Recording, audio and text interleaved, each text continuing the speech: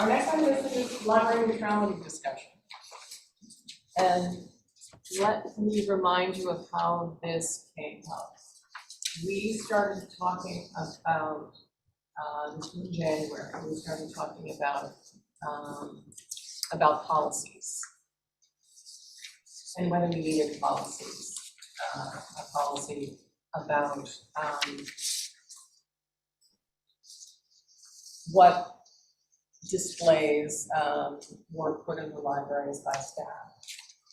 Because we were talking about whether we had one, whether there were procedures, whether there were policies, and it turned into a rather robust conversation about more than policy. So one of the concepts that came up in the conversation was library neutrality, and so we decided that it would be a good idea to have a conversation about that. Library neutrality was mentioned as something that might be something to consider. And so Erica has put together some interesting information. You reviewed the packets at the American Library Association midwinter. There were lots of conversations about equity, about diversity, about inclusion, because elsewhere in the country there are conversations that are happening that aren't happening in California yet, about book banning, about materials that are being taken from the shelves, both in school libraries and public libraries, and so the notion of neutrality is something that libraries all over the country have been talking about for years, and so we were reminded that as long ago as 6 years, there was a huge conversation presented at an American Library Association conference, and various people in various positions, academic librarians, leaders of major libraries, talked about whether neutrality is a good thing, and the broad range of conversation really came down to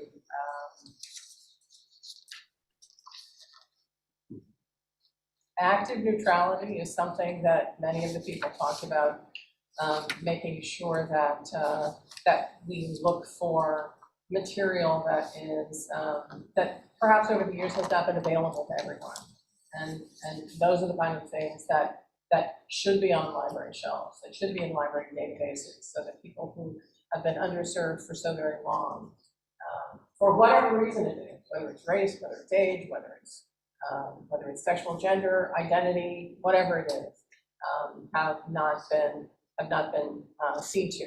And so that conversation really, having been 8 years ago, libraries have really progressed, and most around the country are very actively engaged in making sure that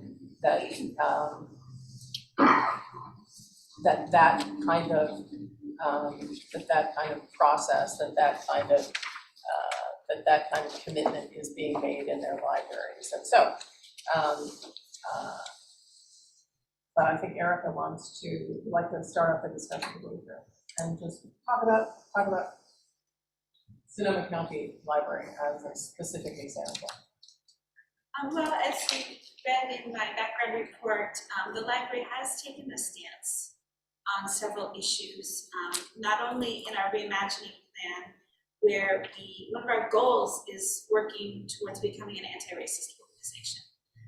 We've also taken stances on intellectual freedom. We have a statement of inclusivity, and protecting patron privacy in the wake of 9/11 and the Patriot Act. So to say that the library should never take a stance is not only untrue, it's factually untrue. We have taken stances, but it ignores all of the other the kind of socio-historical context in which libraries are situated. And as you read in some of the articles, libraries have not always been neutral, and this I don't want to say it's a myth, but it is definitely a fallacy. when you look at even up to the 1960s, libraries were segregated. And so, I think that our stance has been, in the library that this is a, that we are working towards serving those underserved populations, and that this is a social justice issue from our perspective. And we recognize that members of the community see this as a political issue. But from our perspective, everything can be political. And shying away from controversy is not going to advance our racial equity goals. That there are times, when we have to take steps. And this is one of them. So, that's kind of where we are, and I reaffirm my position that, this is an internal operational decision, and that the logistics and the complexities of creating a policy would be extremely difficult to do, and brings up all kinds of issues, such as, I work for a library system where every flyer that we created had to be approved by an administrator. And you can imagine how much work that generates for those administrators. I don't think we want to put ourselves in a position where that is what we are saying we are going to do. It also, we have professional staff who we hire and we train, and they are they go to library school and they learn about intellectual freedom, and we trust them to make the decisions for their communities that they think are best, and that's I think that this is where we as a library staff stand. And as I said in the January meeting, we can we do as the Library Commission directs us, but we really believe that this is an operational choice. One of the things we have to remember is that we spent a lot of time doing a reimagining plan. That first we did the strategic plan that then moved into the reimagining plan, and we talked to a lot of the people in the community, and so our priorities really include trying to make sure that the staff and the programming is diverse and is actively moving in that direction, so that we can, so that we're not just providing services the way that we have always done in the past. That we are actively reaching out to people who have been underserved, and which then leads us back to neutrality, because it isn't really neutral.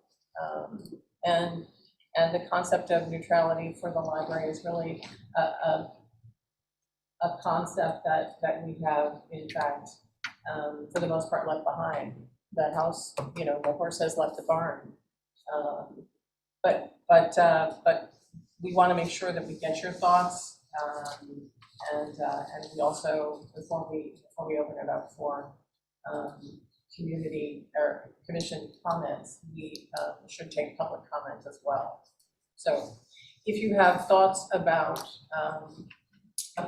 a policy, then this is about a policy. We were talking about neutrality, not a policy about it. We were talking about neutrality, the concept of neutrality in your public library. If you've got thoughts about that, we'd love to hear them.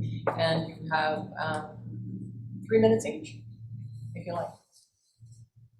Let's step up to the microphone.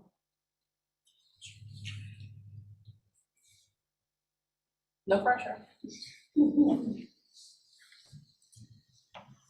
Hi, my name is Chelsea Kernick again. I use she, her pronouns. I'm the chair of Positive Images.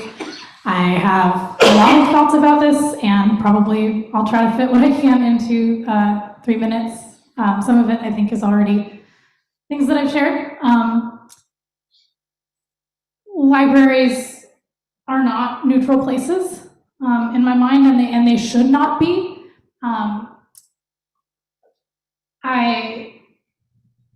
Let me actually start by sharing a quote from Dr. D.L. Stewart, who is a professor of education. This is from an essay called The Language of Appeasement, Diversity and Inclusion versus Justice and Equity. Stewart says, diversity asks who is in the room. Justice responds, who is trying to get in the room but can't, whose presence in the room is under constant threat of erasure. Inclusion asks, is this environment safe for everyone to feel like they belong? Justice responds, whose safety is being sacrificed and minimized to allow others to be comfortable maintaining dehumanizing views. The Sonoma County Library is doing important work to create a just, equitable, and safe environment for anyone in Sonoma County to visit. That work doesn't and shouldn't look neutral because it takes thoughtful work to ensure that marginalized people feel welcome and safe in the library. Black people and LGBTQIA people comprise groups for whom public spaces, including libraries, have not always been welcoming, equitable spaces. Public libraries were segregated in many states until the late 1950s and early 1960s. Black people were denied access and denied library cards. The American Library Association was founded in 1876 on values of equity and democracy, but those values did not extend to everyone. And it took a Black librarian, E.J. Josie, to draft a resolution that forced the ALA to disallow Southern state library chapters from denying membership to Black librarians. In a New York Times opinion piece about a year ago, Stanley Kurtz tried to argue that libraries espouse woke orthodoxy and need to be instead neutral. And he talked about human beings enjoying equal rights. But in a powerful response by Publisher Weekly, library educators of color observed that the grounds for this neutrality was based in values held at the founding of America that did not extend those equal rights to all individuals. It was only for free individuals. Pride flags signal a welcome to me and to my community, and the idea that it signals that the space is trying to be a safe and welcoming space. Not that it necessarily will be, but that it's trying to be. And I'm looking at a commission of no Black commissioners, considering whether it's okay to, considering the weighing in on the value of a Black Lives Matter flag, when I don't think that's something that they have the lived experience to feel fully. Thank you very much. Anybody else?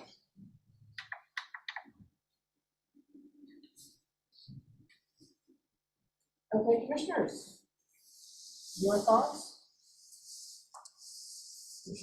Yeah, I asked to be appointed to the commission of the Santa Rosa City Council because I was appalled at the poverty in there, one or two spots in Santa Rosa. And I still feel that libraries are engines of social and economic uplift. That's the principal job, one of the principal jobs. And you can't be uplifted if you don't feel safe or welcome. So my issue would be, does our present policy allow the staff to figure out what to do, what to post from inside their own staff? I support our present policies. I think they will find job guidance for the staff. So I don't support any change in our policies or in our operations.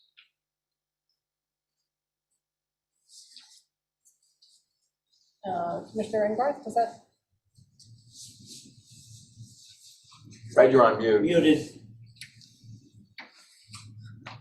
Thank Erica and her team for putting the report together. I feel that that's we're making a good start to having a conversation about this. I'd like personally the opportunity to review this material with my lab and other people in the community, and then provide a response for follow-up to this, which I think we might want to keep on the agenda for a while, just to have more discussion about where we are with it. Because I know that the American Library Association has gone through, as Deborah has pointed out, and as Erica pointed out, many years of considering making this transition from the concept of neutrality to something else, and that they've developed some position statements on that have not been yet submitted to the ALA for approval, of what they think might be a good alternatives to the concept of neutrality. And I'd like to explore those.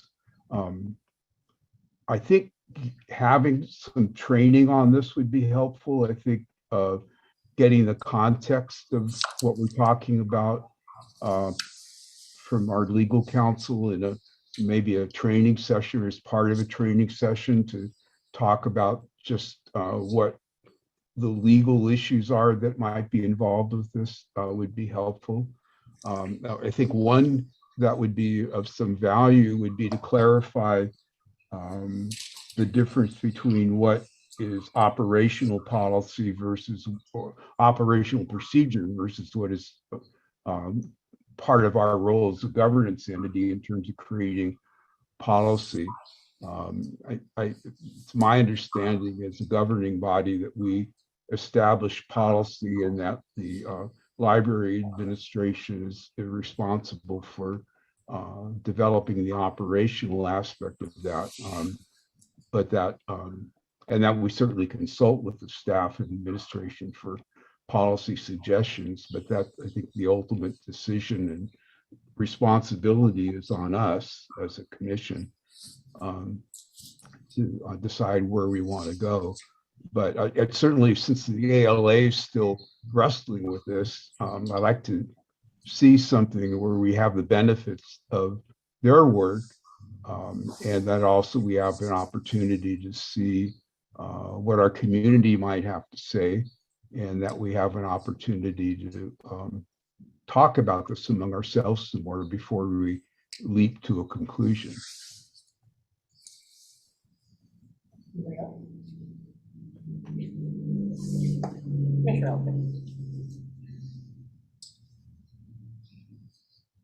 I'm struggling a bit with how to articulate this, so perhaps, Erica, perhaps you'll be able to help me.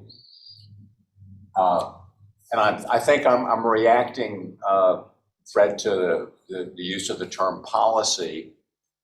I feel like as a commission, we have endorsed the reimagining plan, and we continue to support the mission, the vision, and the values that the library has articulated.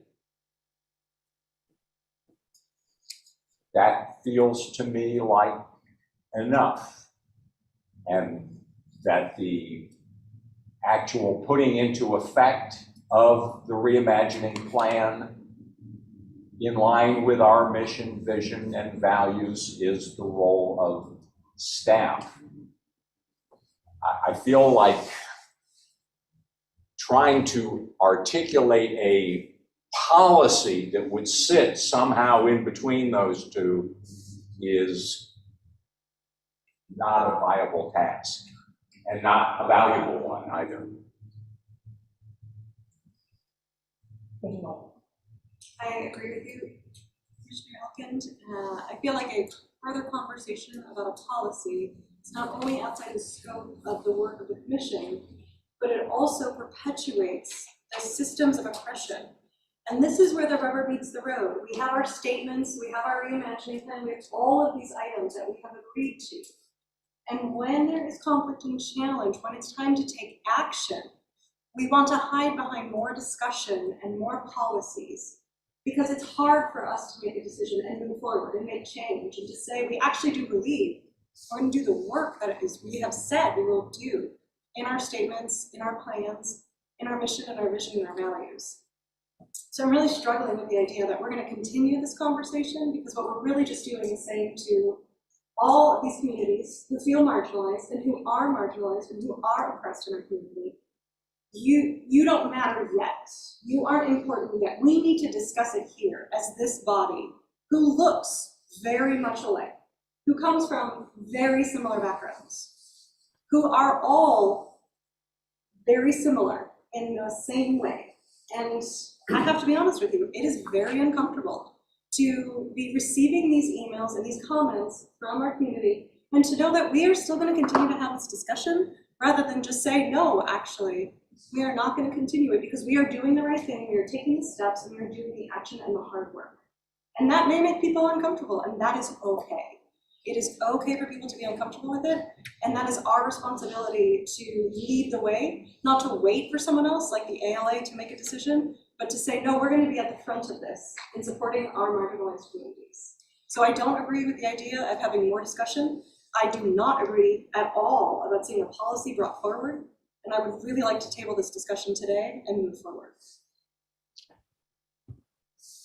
Anybody else? May I make another comment? Sure. And I'm sorry, we have a person who's spoken twice, and it's my poor hearing and the poor acoustics that do not enable me to reference you by name.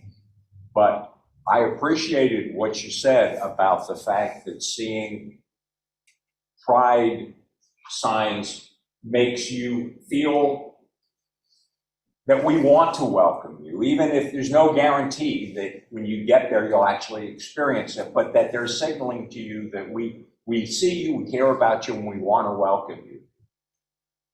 Similarly, I saw in some of the emails that there were folks from the African-American community who were responding positively to Black Lives Matter signs in a similar way. I think that's great. Personally, I have a great deal of difficulty, or I would have difficulty, if somebody who does not identify as LGBTQIA saying, gee, the fact that you're welcoming those people makes me uncomfortable, or the fact that you have a Black Lives Matter sign and you're welcoming African-American people makes me feel comfortable, or the fact that you have your signs in Spanish and in English makes me feel uncomfortable because I don't speak Spanish. I really don't care.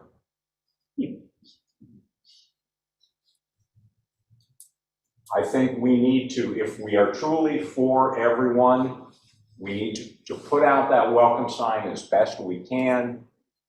And if there are people who are offended by that, I'm sorry. I'm agreeing with Andy and Sarah. And I first actually want to say, wow, what an amazing document. I've learned a lot about these discussions, reading 54 pages, and I appreciate getting these voices through the report, so thank you. I think that Sarah put her finger on something that I thought of with flying the banners is a start. We've had a situation with this library not that long ago with a bit of insensitivity to particularly Black issues related to public service, police. So I think that we need to go further with our training, and in two regards. One is continuing awareness of the marginalized communities and of their needs. And the second is really engaging the people that are finding it offensive, to explain to them that it's not a zero-sum game, that they can come to the library too.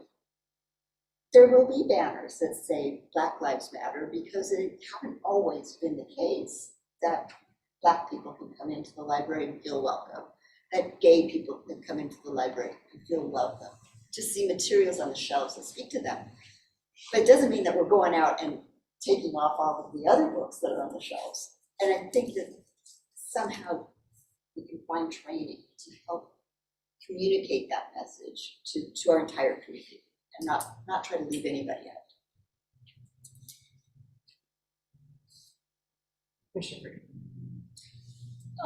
I'm new here, but I see all the effort that you have put in your management plan and in finding Erica and choosing our branch managers. And to me, in addition to what everyone else has said, it's a sign of respect to our fine staff to follow their lead on this. That's how I feel. Thank you. Thank you for stepping in. Commissioner Heavenridge? No? Commissioner Engarth? Yes, just to be clear, I today, I'm not feeling like we're talking, at least I'm not talking about any particular policy. I think what we're talking about is much like what you have when you go to the ophthalmologist and you're having your eyes tested and trying to find out which lens is clearer. We have the social justice lens in place. I'm not sure that we have the lens in place that the efforts of our colleagues in the library profession, the other trustees, other boards, the American Library Association itself has developed. Was the raw report from the commission or from the ALA meeting was included in Erica's report, but not any discussion of the options that they're considering to be clearer about the fact that libraries are not neutral. I agree with the concept of neutrality. Not only has changed within the library system, it's changed within the courts, and it's changed internationally, that people are moving away from the concept of neutrality more towards a position of saying yes, that people need to be taking stands on things. I happen to believe that building that up from the community is helpful, but I also feel that there's a framework that we have to work with, and that we are not a private library, we're a public library. Therefore, we're in a position where we have to work within the confines and the limits of the Constitution. And there are parts of the library we could decide to keep open completely. We can have anybody come up and do anything that they want to as far in terms of posting, as long as there's a time, place, and manner consideration, and content isn't being used to justify allowing them or not justifying them. There's parts of the library, just as there would be in a courthouse, where that type of broad perspective isn't really appropriate, because what we're trying to do is represent everybody. And there are people out there that have different points of view. And an example would be certainly having a demonstration of a hate group out in front of the library building is one thing. Having that same demonstration happen within the library building itself, where we're conducting our business, is another thing.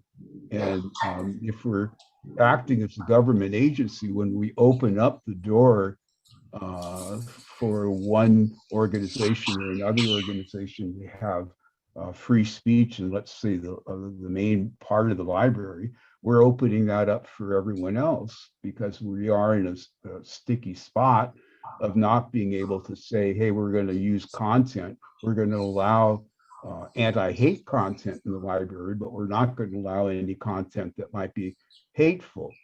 I think that we need to wrestle with that ahead of time, so that we avoid having a problem down the line that would end up putting us in a position where we'd have to use Jeff's services to protect us and bail us out of it. But I also think that we shouldn't be operating in a manner that's inconsistent from what the professional organization is. That's really where I'm at. And I'm not taking a stand on it. Thank you, Commissioner Engelhardt. It's the closing announcement. We're fine here. We're actually closing, we're not. Okay, sorry, I couldn't hear you. Do you want Commissioner Engelhardt to repeat the last sentence? I'm sorry, could you say that Please, again?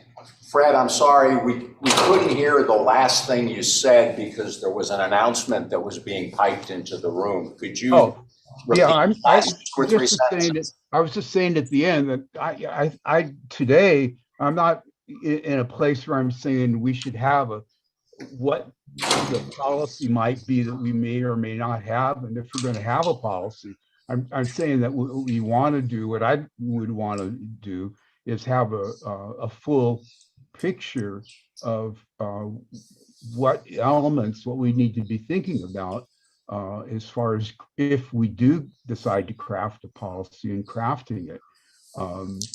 What the legal limits might be, since we are a state public library, what our concerns might be in that regard, and then what the profession, the library profession itself, is holding out as a standard or a replacement.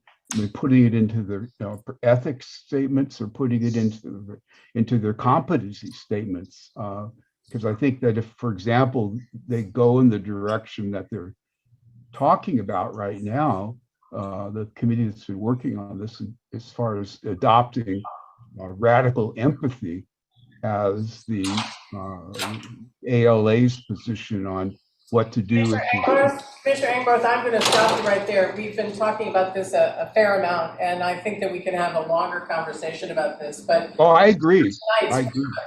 For tonight's purpose, why don't we, let me summarize here. Commissioner Cahill, there actually is no policy, and, all right, Commissioner McKenzie. I think Tom had his hand up and I did too. We haven't had a chance to talk. Commissioner McKenzie. Let me just first of all say that it's extremely easy to be misunderstood and misinterpreted and misquoted on this topic. And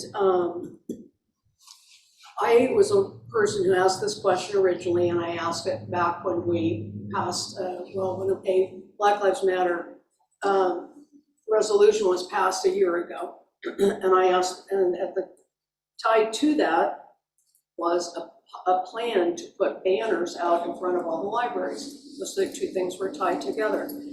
And at that time, the commission separated those things, voted on the resolution, but did not discuss a policy. And that policy, I know people hate the word policy, guidelines, whatever it was, but we're not talking about policy right now. Well, okay. I appreciate just a chance to just clarify the situation. So this question was, that I asked was, how big are these banners going to be? How long are they going to be up? And who gets to decide what issues are supported on banners by the library? That was my original question. It was never answered. And so I brought up a couple more times. We're going to talk about that. And that's where this topic, or at least the category of policy came up. I just want to make it abundantly clear for at least the third or fourth time that I am not, and I have never talked about having limitations or policy or anything on any displays that have ever been in our libraries, our Black History Month, like any of our programming, any of that, nothing. My simple question was, when the library administrator at that time, Ann Hammond, issued a Black Lives Matter campaign email and ordered these signs and had them sent out to all the branches, and they got put up. And I went into, for example, the Sonoma Valley Library, and it was hanging from the rafters, the only poster in there. I'm just wondering, how long? I understand outreach, I understand representation, I understand diversity, inclusion, and we make a lot of effort, and we've done a lot of work on that. I've never criticized any of that or anything like that. When But I have asked the question, how long are the Black Lives Matter banners, for example, going to be up? They've been up for a year. I'm just asking the question. And so this gets blurred into, we either didn't discuss it or now we've opened it up into this whole issue of library neutrality. I really appreciate all these materials. It's very interesting. It's very helpful to me to realize how broad this issue is, how undecided actually it is also. One of the articles in here refers to the fact that, hey, ALA really needs to define neutrality. You know, they haven't stepped up. I mean, that's one of the gist of what I got out of this article. So it's, to me, it's not an issue that we just say, oh, well, we're just done with it. You know, we get neutrality. And there's just a lot to it. And so, again, from my rather simple question, which we haven't answered, to this broader issue of neutrality, which, you know, we are the governing body of an independent public agency. Whatever our personal feelings are, of course, we're going to have, you know, our personal feelings. I mean, we operate based on our judgments and our beliefs, and we do the best we can. But we do have to think about in terms of other public agencies, universities, city halls, whatever. I mean, you know, how do public agencies react when, or how do they handle these very legitimate questions? And so, again, I appreciate the information. I've gotten through almost all of it. It's very dense. There's a lot to it. There's a lot to consider. There's a lot of sides to it. People with a lot of knowledge, a lot more experience than I have spent incredible amounts of time studying these issues. And so I appreciate, you know, let's put it to bed and let's be done with it. But I also appreciate, you know, let's not say we're completely done talking about it, because to me there's complexity involved. There's an individual issue and there's complexity of the overall issue of neutrality. So that's my two bits. Mr. Hassel. Reading all this material leads me to believe that neutrality is not something we can define very easily. And thinking about it, I think the neutrality that everybody I've known dealing with the Sonoma County Library agrees with is we need to provide materials, books, materials, whatever, on all topics that are of interest to any of our population. And I don't think anybody's questioned that. Now, that's a policy. And I do want to say I disagree that policy should be made by the staff. The staff can recommend, but the buck stops at this commission. We're responsible. If there's a riot, it's our responsibility. If there isn't, if people get mad at us, it's our responsibility. Having said that,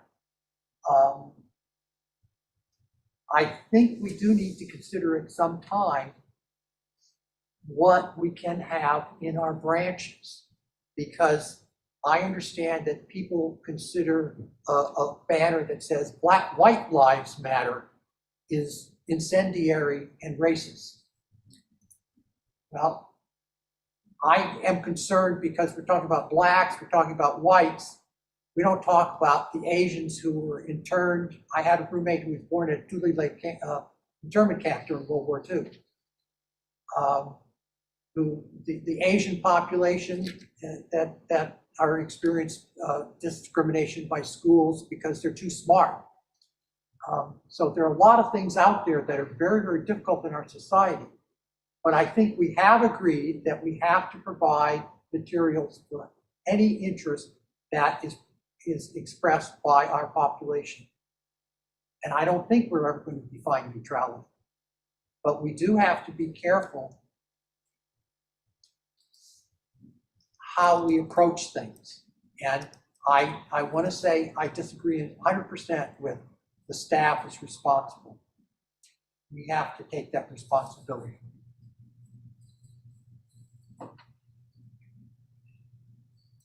Actually, Commissioner Heavenridge, we haven't heard from you. You don't have to speak, but. I'm finding this very interesting, but I have nothing to say right now. Thank you. Okay. Commissioner Cahill. We have a variety of policies, various statements we've issued. These are policy. the government staff, the whole institution. We don't have, Excuse me, Dave. Can you just hold up for 1 sec while they make the announcement so I can hear you?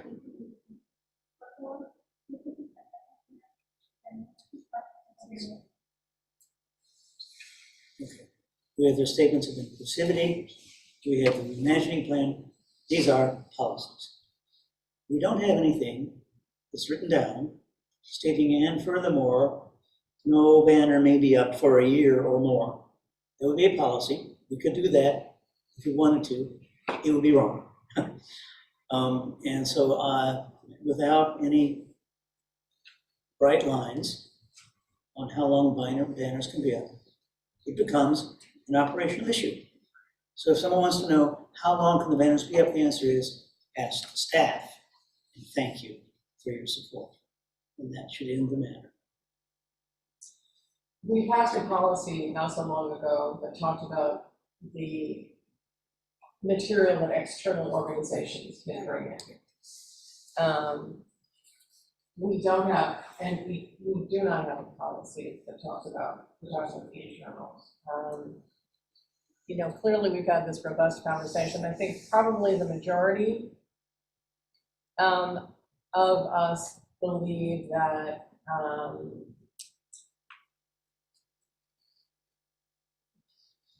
that if there's going to be, that there need to be procedures. I think that somewhere along the line there have to be procedures, whether it's our reimagining plan. You know, how does that go out to the branches? How do the branches decide that sort of thing? It may not be a policy, but perhaps we could recommend.